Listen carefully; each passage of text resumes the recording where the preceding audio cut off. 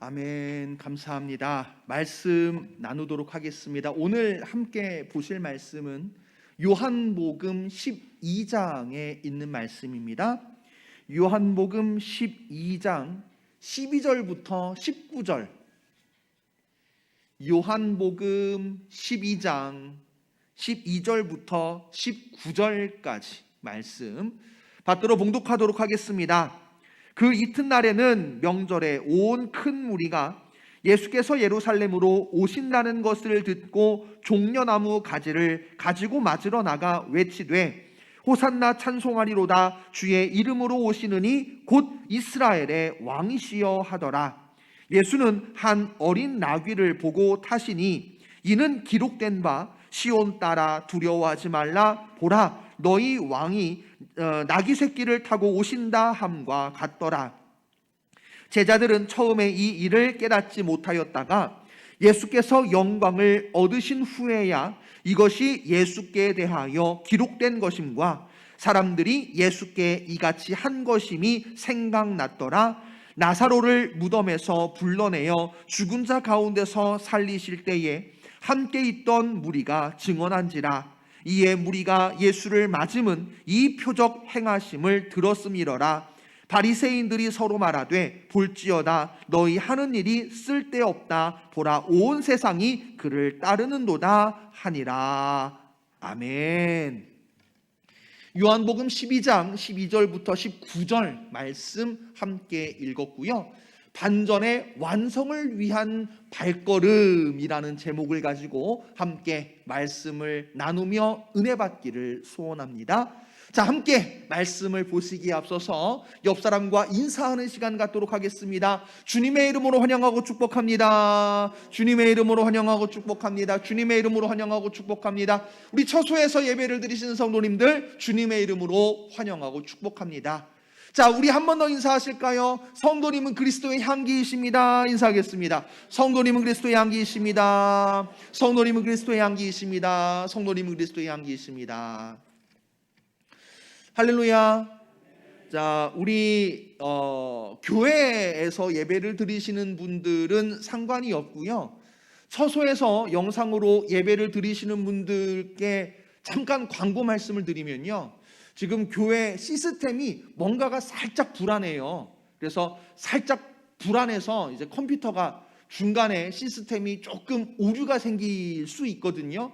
그 부분 조금 감안해 주시고 즉시 회복할 수 있도록 노력할 테니까 뭐 교회에서 예배를 드리시는 분들은 별 상관이 없지만 처소에서 영상으로 예배를 드리시는 분들은 혹시라도 중간에 문제가 생기더라도 놀라지 마시고 조금만 기다려 주시면 바로 복구하도록 할 테니까요. 감안해 주시고 모쪼록 예배를 드리는 동안 아무 문제 없이 시스템적으로 예배를 드리는데 순조롭게 진행이 됐으면 좋겠습니다. 자, 오늘부터 오늘 새벽부터 고난주간 특별 새벽기도회를 시작했습니다. 매일 드리는 새벽 예배지만 늘 드리는 새벽 예배지만 그래도 고난주간 특별 새벽기도회 하니까요. 저도 괜히 긴장되는 거예요. 저도 괜히 긴장돼가지고요. 저 어제 한 10시 반쯤 잠들었거든요. 저 10시 반쯤에 이제 잠자리에 들었는데 오늘 12시 반에 번뜩 잠이 깨는 거예요. 눈이 번쩍 떠져가지고 몇 시지 하고 시계를 확인해 보니까 12시 반이에요. 여러분, 희한하게도요, 그쯤 잠이 깨잖아요. 그러면은 짜증나는 것보다 솔직히 마음이 편해요. 좀 더 잘 수 있구나. 그래서 다시 얼른 잠자리에 들었어요. 다시 얼른 눈을 감았어요.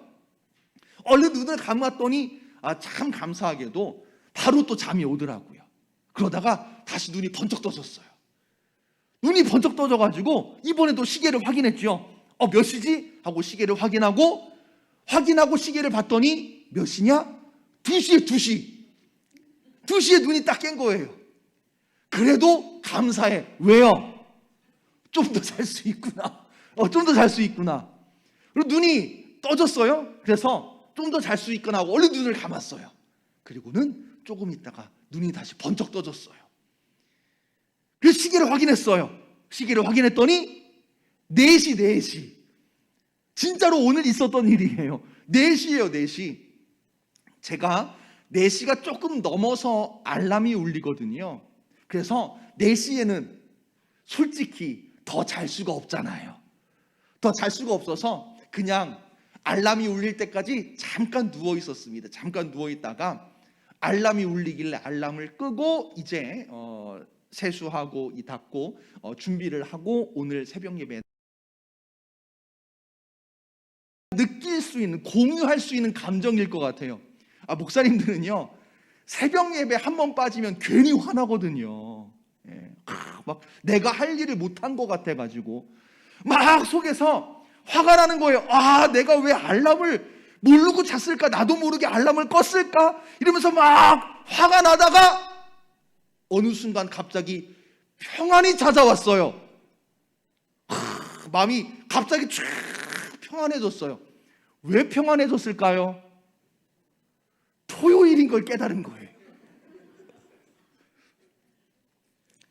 바로 어제 있었던 일입니다. 어제 막 4시 50분에 눈이 딱 깼어요. 눈이 딱 떠져가지고 시계를 확인하고는 저도 모르게 막 속에서 화가 나고 4시 50분에 내가 왜 알람을 못 들었을까 하면서 막 화가 나다가 갑자기 순간적으로 오늘 토요일이지 하는 생각과 함께 평안함이 쫙 찾아오고요.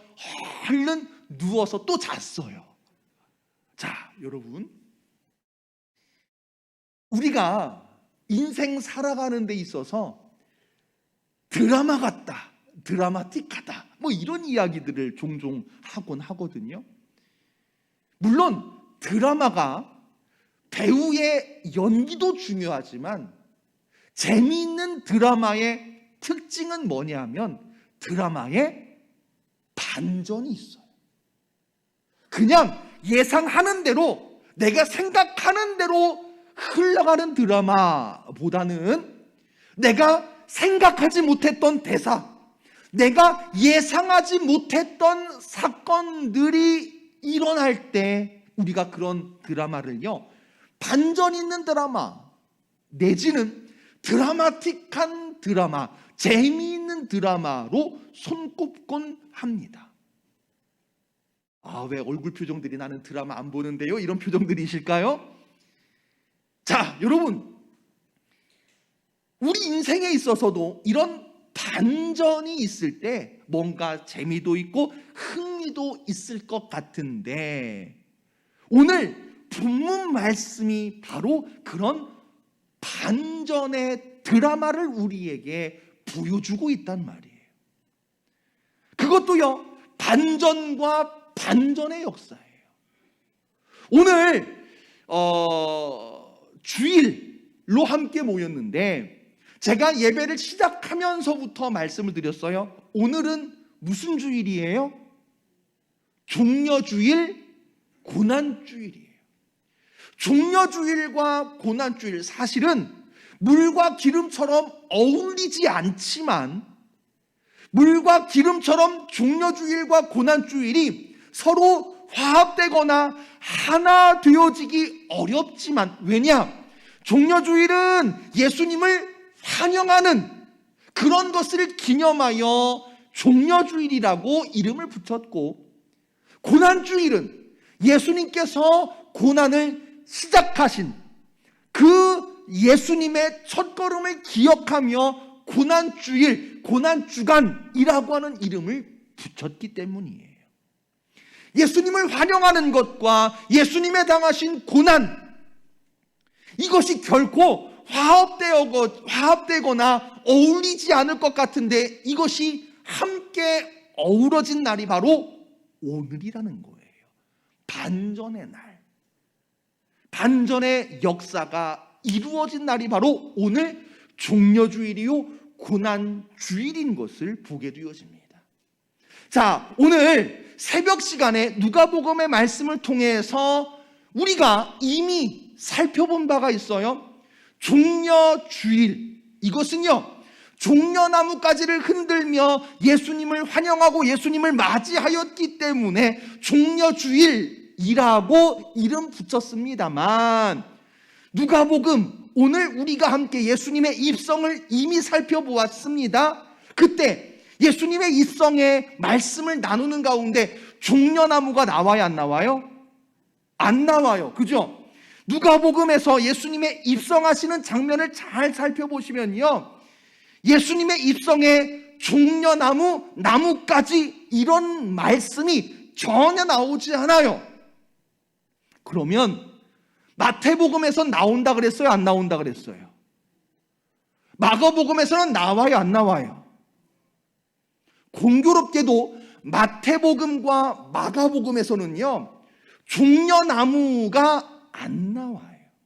그냥 나무까지라고 하는 말씀은 나오지만 종려나무라고 하는 용어는, 이 종류가 정확하게 기록된 곳은 어디밖에 없느냐 하면 바로 오늘 본문 말씀 요한복음 12장에서밖에 나오지 않습니다. 그러니까 오늘 종려주일의 근거가 되는, 오늘 종려주일이라고 부를 수 있는 근거가 되는 본문 말씀, 거기가 어디냐면 바로 요한복음 12장, 특별히 13절 말씀이 종려주일의 근거가 되는 말씀이다라고 볼 수가 있겠습니다.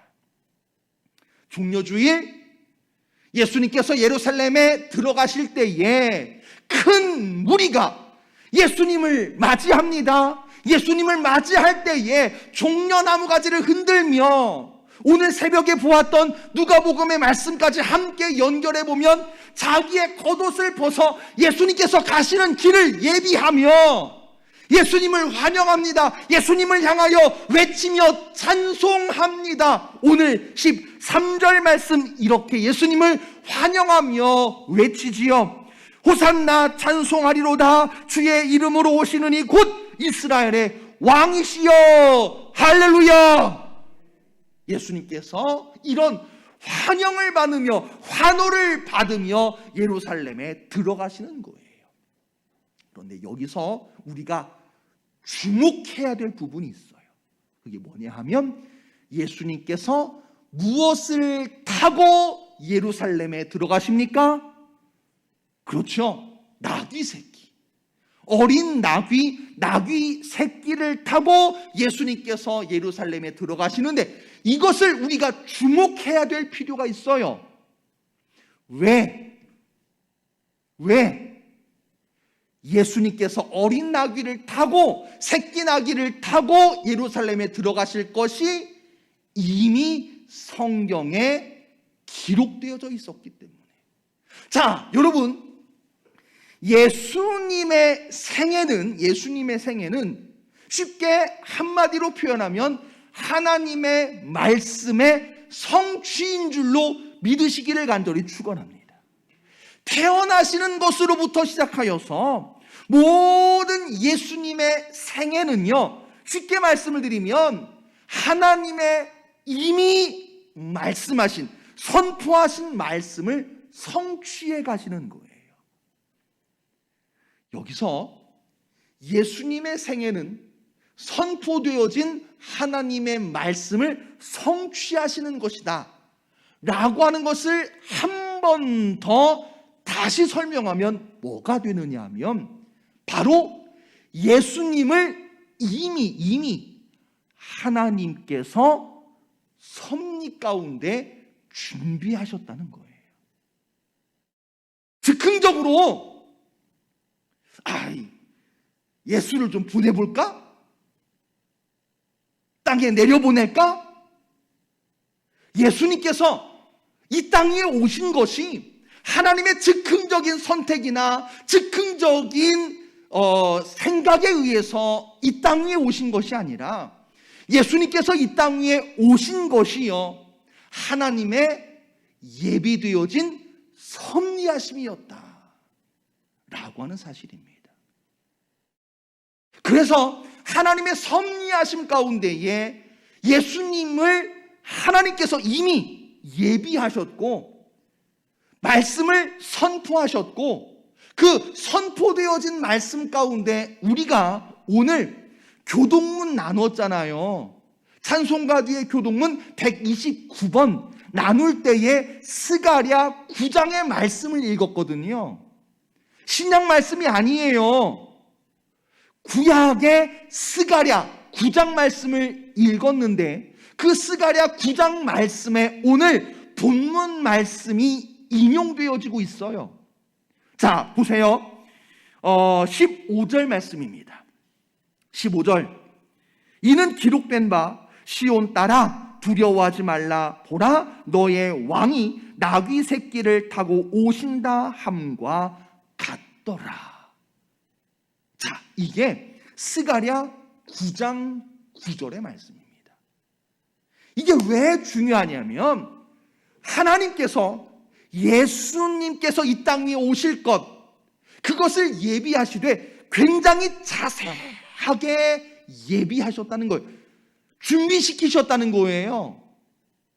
그 예견되어진 말씀 가운데에 나귀 새끼를 타고 예루살렘에 들어가실 것을 말씀하셨고, 예수님께서는 그 하나님의 섭리의 말씀을 성취하신 것, 이것이 바로 오늘 말씀에서 우리가 먼저 주목해야 할 부분이라는 사실입니다. 사랑하는 성도님들, 예수님께서 예루살렘에 들어가신 것, 이것은 하나님의 섭리이심을 믿으시길 바랍니다. 때가 되었기 때문에 바람 따라 구름 따라 그냥 움직이신 게 아니에요. 우연한 사건과 우연한 사건이 맞물려서 예수님께서 예루살렘에 때가 되었으니 들어가신 것이 아니라 등 떠밀려서 어쩔 수 없이 들어가신 그런 부분이 아니라 예수님께서 예루살렘에 들어가시는 것, 이 모든 것이 하나님의 섭리하심 가운데 일어난 사건이었다라고 하는 사실입니다. 그리고 하나님은 그 섭리하심 가운데에 단전과 반전의 역사를 예비하십니다. 많은 사람들, 오늘 본문 말씀에서는 큰 무리라고 표현되어져 있습니다. 많은 사람들, 큰 무리가 예수님께서 예루살렘에 들어오실 때에 종려나무 가지를 흔들며 자기의 겉옷을 벗어 예수님께서 가시는 길을 예비하며 큰 소리로 외치며 찬송하며 예루살렘이 진동할 정도로 예수님을 환호하는 가운데에 예루살렘에 들어가십니다. 그런데 그 예수님께서 예루살렘에 들어가시는 그 겉모습만 보면 환호와 찬송과 높은 기쁨이 가득한 것 같지만, 그러나 예수님께서 걸어가신 그 길은 또한 무슨 길이에요? 고난의 길이요, 십자가의 길이었던 줄로 믿습니다. 오늘 새벽에도 그런 얘기를 했어요. 성경이 아무 생각 없이 기록되어지거나 구성된 것이 아니란 말이에요. 어떤 의도가 담겨져 있어요. 그래서 오늘 새벽에 누가복음, 예수님께서 예루살렘에 입성하시는 똑같은 말씀인 것 같지만 누가복음의 말씀, 무엇과 함께 엮여 있어요? 삭개오 이야기와 문화, 비유 이야기가 함께 엮여 있었죠.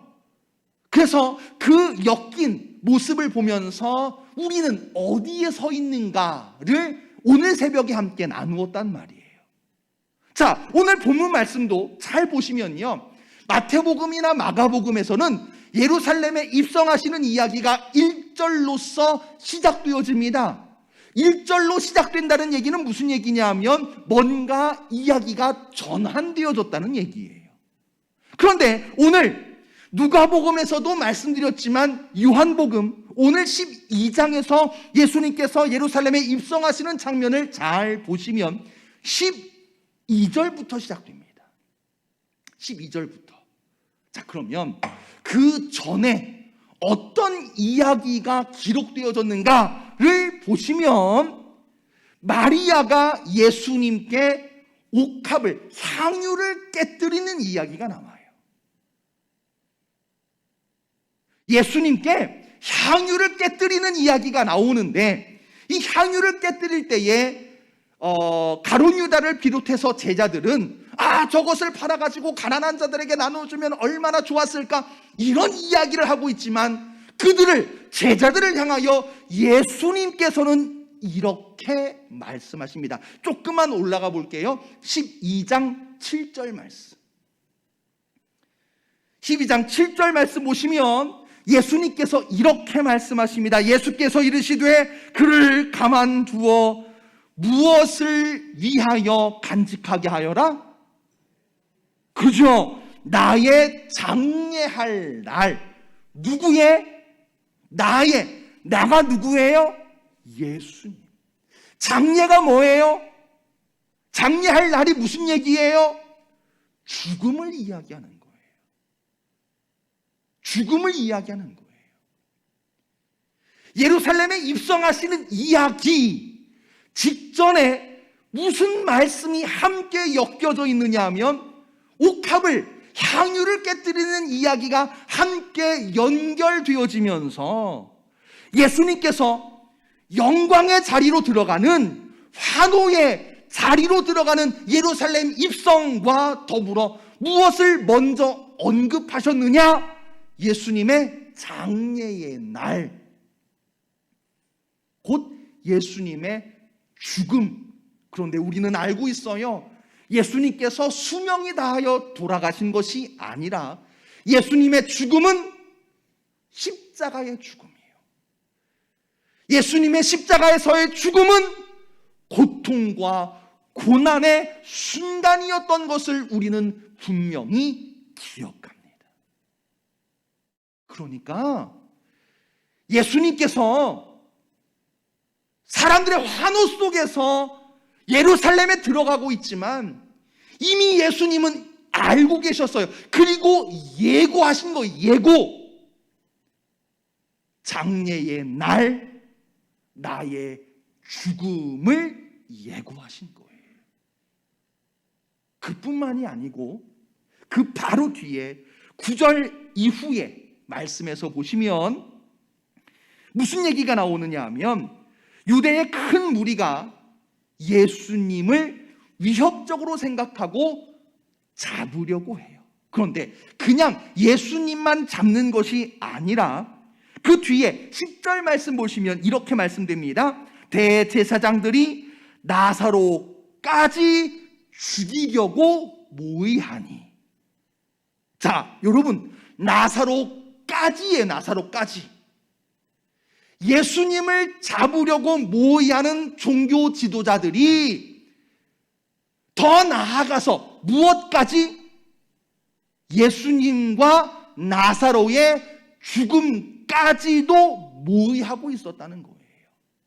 결국은 예수님께서 예루살렘에 입성하시는 환호와 종려나무 가지를 흔들며 사람들의 환대 속에서 입성하시는 것처럼 보여지는 이 사건 이전에 이미 성경은 예고하고 있습니다. 무엇을?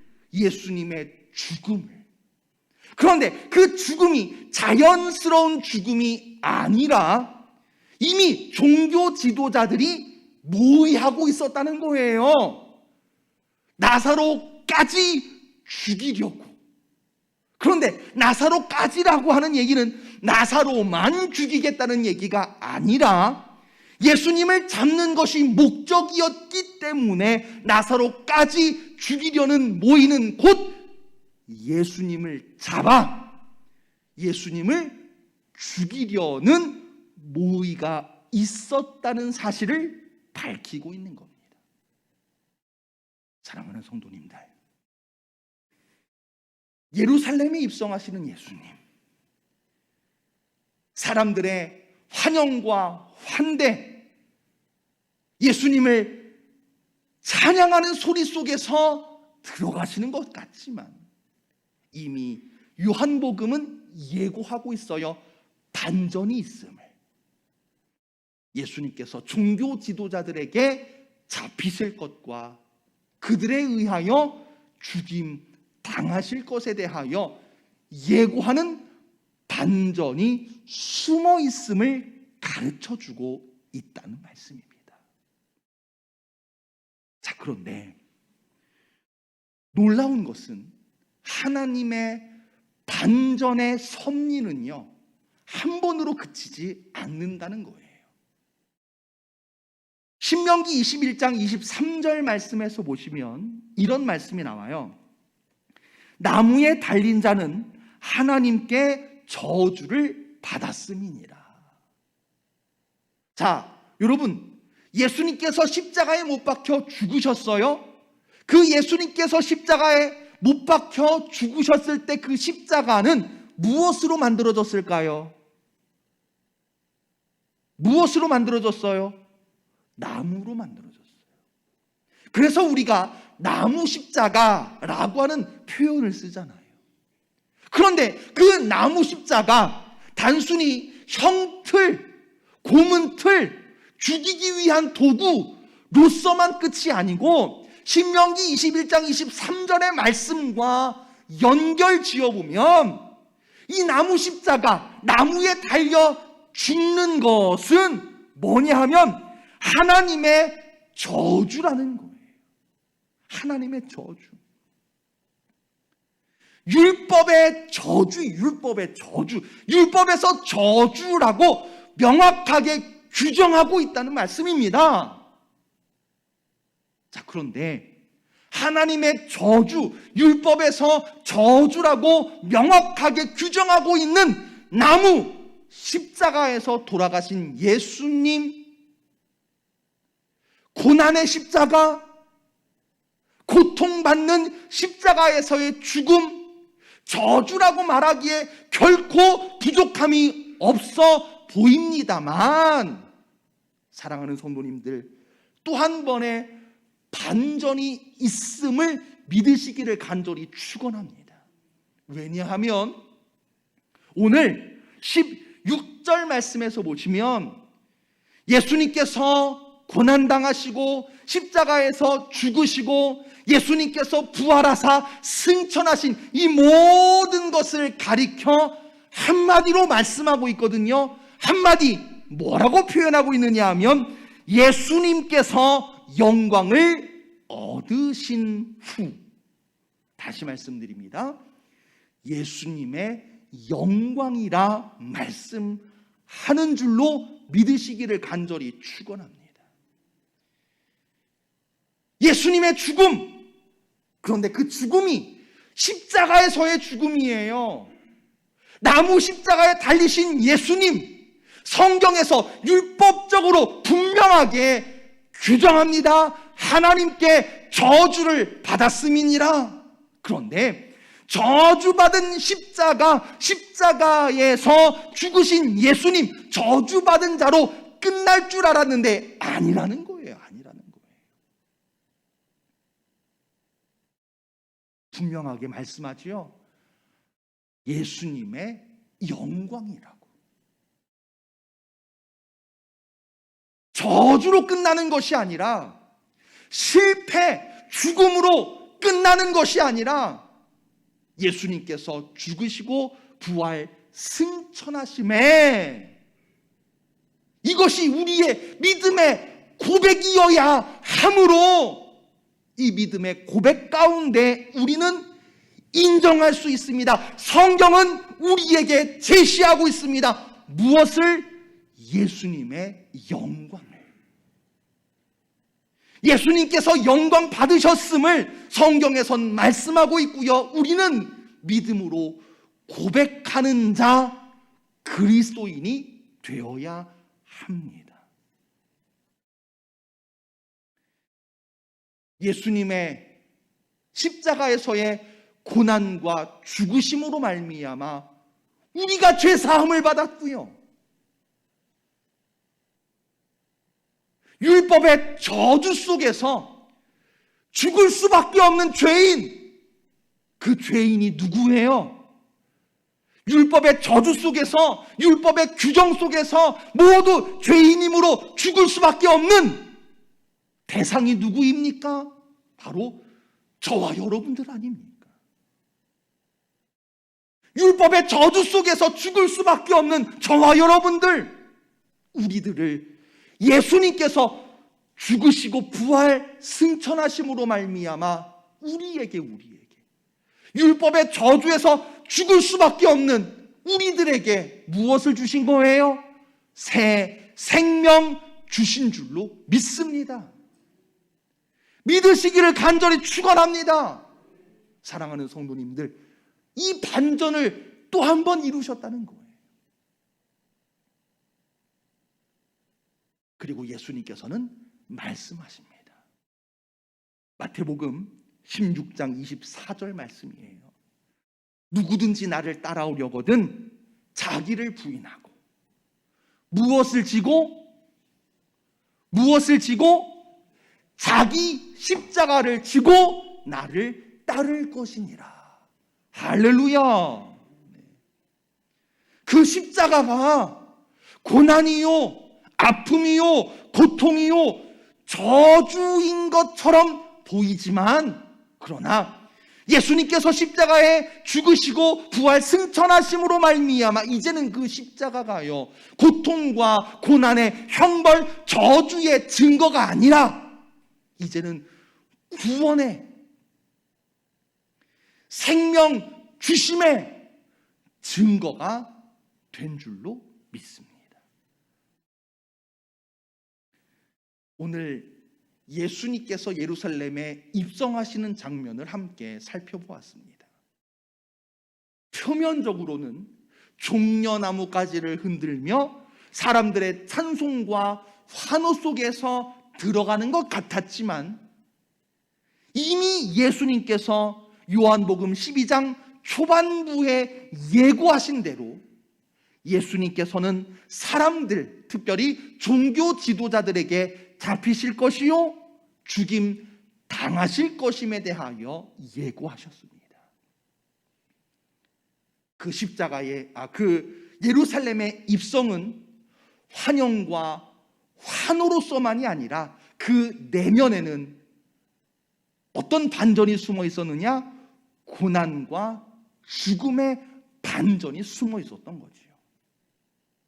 그런데 그 고난과 죽음이 끝이 아니고 그 안에 또 다른 반전이 숨어 있었으니 곧 영광, 생명, 하나님의 은혜가 숨어져 있었음을 우리는 분명히 발견할 수가 있었고, 그리고 이것이 바로 하나님의 섭리하심임을 우리는 오늘 말씀을 통하여 깨달아 알게 되었습니다.